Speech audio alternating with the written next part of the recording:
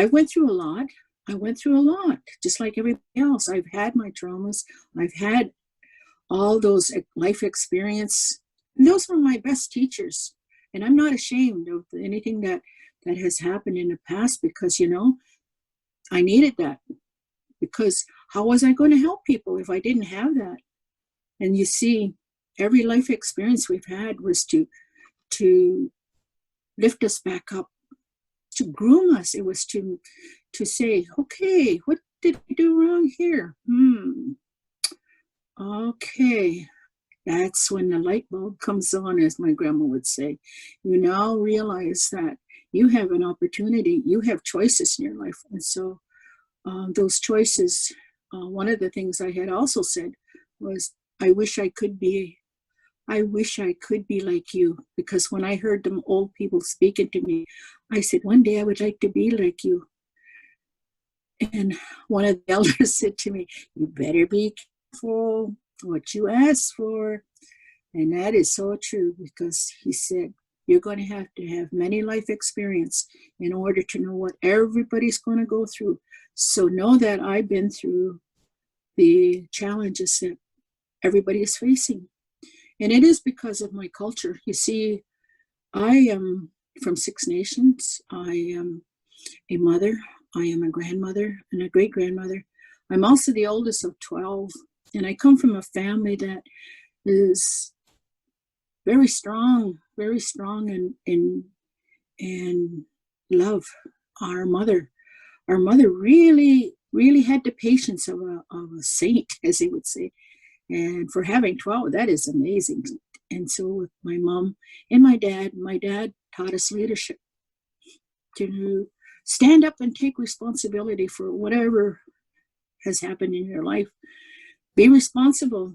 And those are the things that I'm very proud of, that someday you have to do some chores. And I'm so grateful that my parents got me up and said, this is what you need to do. And because of that, this is how I'm helping my community. Because when I was little, I had to learn to do a lot of things. I had to, what people call chores today, but that's my role.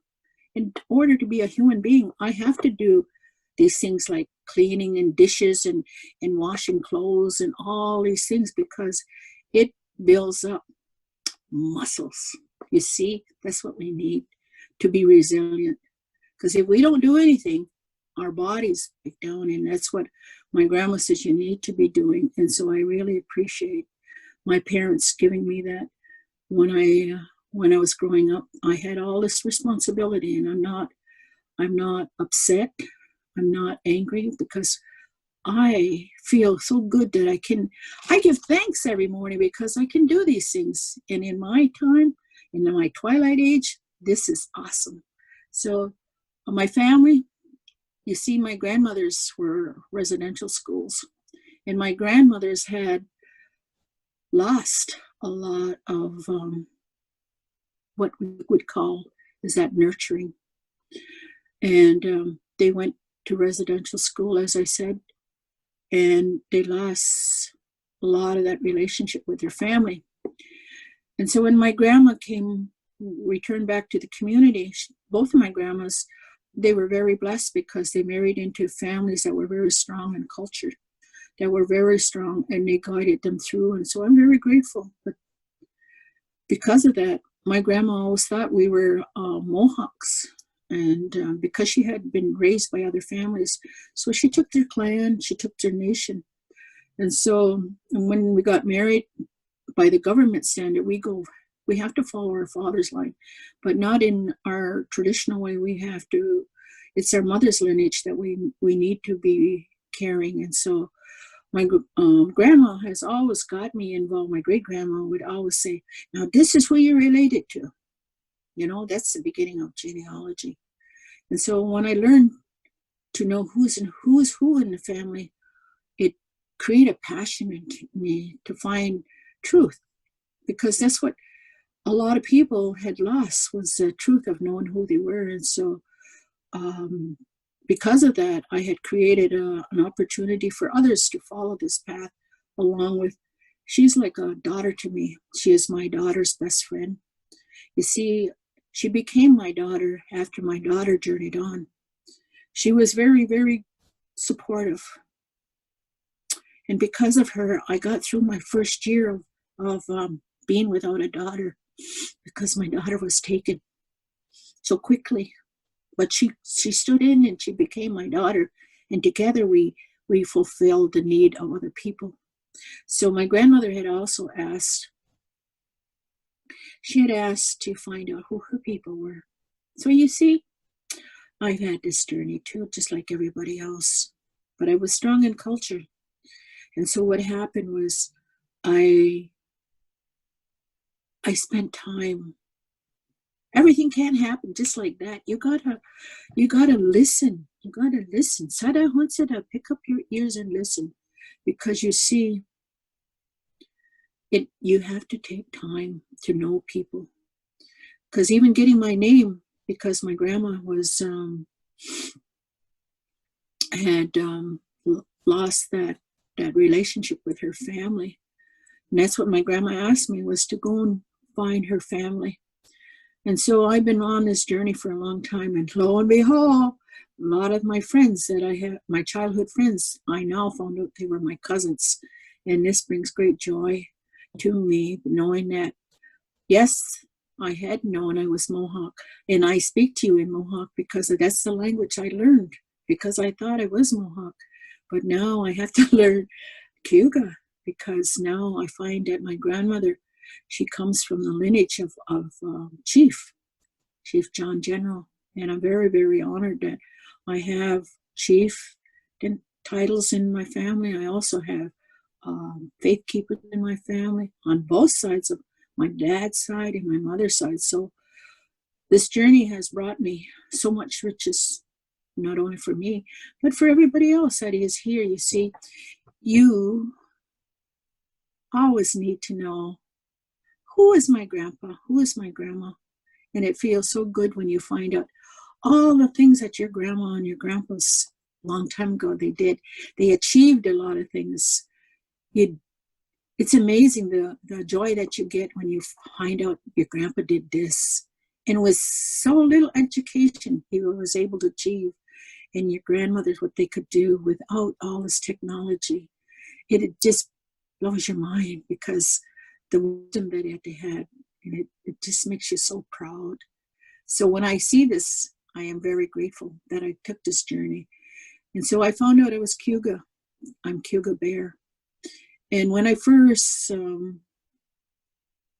as you would say, really on my path, picking up after I had my children, I had to go back, because you see, it was my son.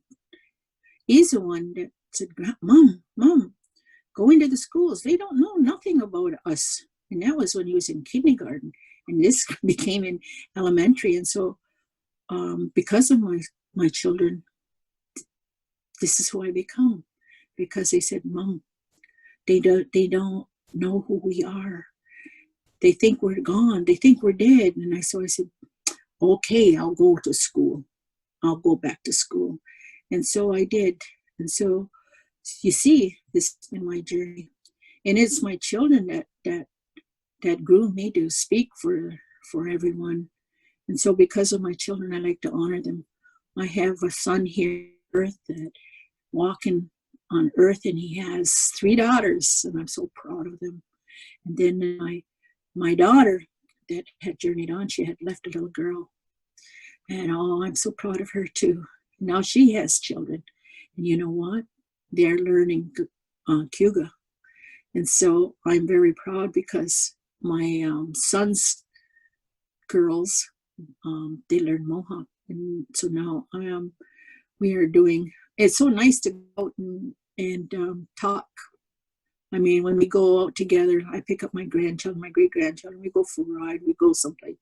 And what we do is we share the talking, the teachings of our original instructions. And so I teach them about our community. I teach them this place is very strong. This place has a lot of good medicines. And so be proud of where you come from. Proud of all that you have here. We have still the trees. We still have all these things. And so we'll start off our journey and we'll say, give thanks. What do you give thanks for? That's how we start our journey. What do you give thanks for? I want you to think about that. What do you give thanks for? And so that's how we start our beginning of our original instructions. Giving thanks. Give thanks when you wake up in the morning. Give thanks that your body can work. Give thanks that you can get up and you can smile and you can feel the love of all creation. And so I would be very honored to be a part of your life again, as they say, because once we meet, the Creator says our path will always cross. And so I enjoy being a grandmother. And so I will go into Thanksgiving address, the short one. De tino alada ni eat ni staha yon honzadi. De tino alada o hande rasoa. De tino alada John Hekwa. De tino alada gai soa. De tino alada granda son tano gari soa. De tino alada otsino soa. De tino alada ganindero. De tino alada si gadnigora. De tino alada iti soterati veris. De tino alada gaieli ni walagi. De chito alada ne sonkotsia. De ganika lakwa. De tino alada ne unke sotika lakwa. De chito alada ne logistica roni. We give thanks. That's so much love. So much love. And that's why I get tears in my eyes, because it's so filled with love when you give thanks. You look and see all creation, how much they're following their to give that everyone needs to hear again the language of love. And so that's our instruction. Learning how to love one another, but most of all, learning how to love yourself, because you see, we have abused ourselves so much. We have forgotten how to love ourselves because we use so much negative words. How many of you swear? My grandma would go, no, what you're doing is you're harming your body, because when you're hurt, your body hurts. And so you need to let that go. You need to let it go in a good way. So get up and dance. Get up and do something. Get up and run. Get up and walk. Because what you're doing is you're harming your body. Don't ever say those negative words. That's what my grandma would say. She would just shake her finger. Yeah. And she would say, no, you're not. And so when I hear those words about being, as they say, stupid, ignorant, savage, alcoholic, addiction, those are labels. The Creator created you as a human being, and that's what I would like you to say. I am a human being that has experienced life. I am a human being, and I have everything I need inside me.